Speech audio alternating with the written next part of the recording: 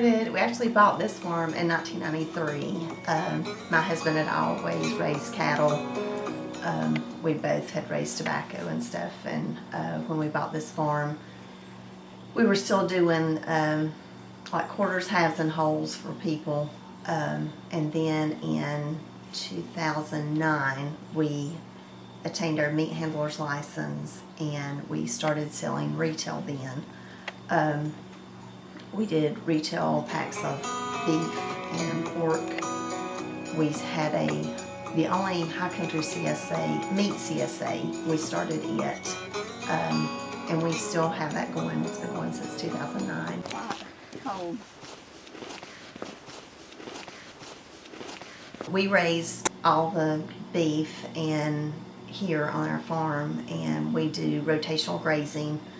That way, none of the pastures are overfed, and it cuts down on erosion and stuff like that. Rather than just having each farmer describe their similar practices, I focus on each one of their specialties. And when it comes to grazing, who would be better than the king of pasture himself, Bob Shipley?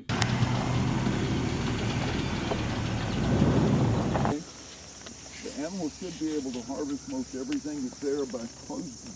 When the grass grows and becomes mature, it tries to reproduce itself, produces a seed. Once it does that, it says, my job's through. I'm going to wait the next spring. Okay. Can they get something out of that? Okay. It's like a broccoli plant or something. It's got some nutrition to it. Okay. Okay. So, point is this. This has little or no nutrition to it. This does. So if you let it grow up, it has to be cut, because otherwise the grass, it says, I've done my job. Okay, but if it's cut off again, it says, oh, I need to grow to try to reproduce and produce a seed. Make sense? Mm-hmm. Okay. So that's why we're looking for good, healthy grass. Right here, these animals, they're identified. You see tags in their ear. One thing that stood out to me immediately, not only when meeting Bob, but the other farmers, is that they kept reinstating they had nothing to hide. No matter what section of the farm we were on, I was able to have my camera. As opposed to the King Corn documentary, where the manufacturing plants wouldn't allow open video equipment.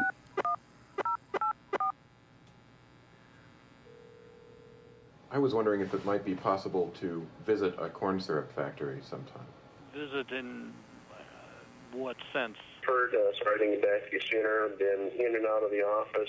On camera, off camera? On camera. We don't allow cameras into the plants.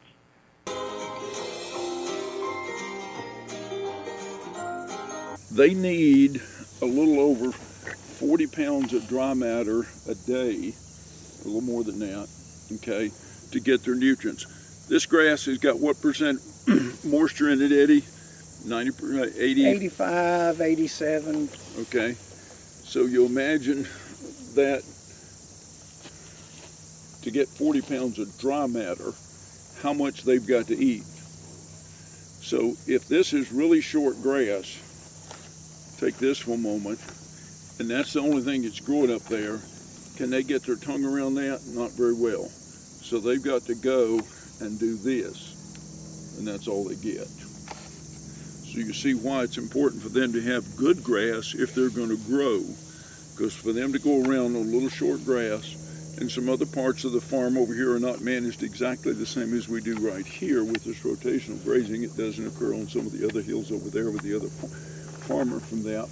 But you see what I'm sharing about how all of this comes together from a practice point of view to make a good outcome. When questioning demand versus profit, sure, there are beliefs that play a part in our decision making. However, it's not beliefs determining or influencing sustainable agriculture and livestock production practices. It's whether or not sustainability of animals can ensure sustainable income within an economy that's not getting cheaper. We feel like there is definitely an attack on our food system as far as the small farms versus big corporations. When you look at the small farms, they are striving to raise the most natural, healthy product that you can find. with no, added chemicals and all the stuff that you find in the commercial foods. So that's why it's definitely very important for the public, to be aware of these things and to support their local farms. Because, in the economy that we're facing, it is a struggle with the increase in feed prices, fertilizer. Hey, everything that you name, there's a price increase on it. Also in the livestock itself, the prices escalated tremendously. Easy options result in cheap options, which mean cheap quality and an even cheaper nutrition. Would you consider yourself corn-fed? In a matter, yeah, probably. What are you eating for lunch here today? Corn-fed beef. when we started talking to Neogen, which is the company that does the genetics, Dr. Paige Pratt, she said, well, we've never done anything with, we're just feedlots. And I'm like, well, there's this other huge market out here, but yet that company, there's not enough economic benefit for them to put a lot in. We were wanting to do like a research project with small farms. Guess how many head we needed? 6,000. So to find farmers around here with 20 mama cows to do 6,000 spread out is almost impossible to do. And that company's not going to invest that money to pay somebody to get out here and beat the bushes and figure out what's going on. Both Bob and Sheila come from farming backgrounds. Therefore, my curiosity said, hey, why not ask a new farmer with no background, multiple jobs, and a variety of livestock his approach to sustainable farming? So, we started during COVID, during 2020, just as more as a hobby, and thought it'd be something fun for our family and our children to get involved in and to enjoy, and then it has grown from there. Neither me nor my wife Krista had any farming history background.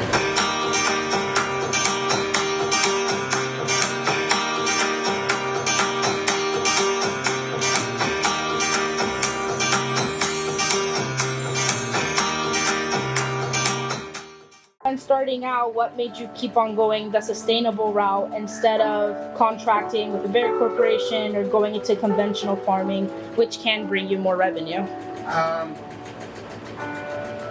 I would say it was because of our love of it. We still have other sources of income, other jobs.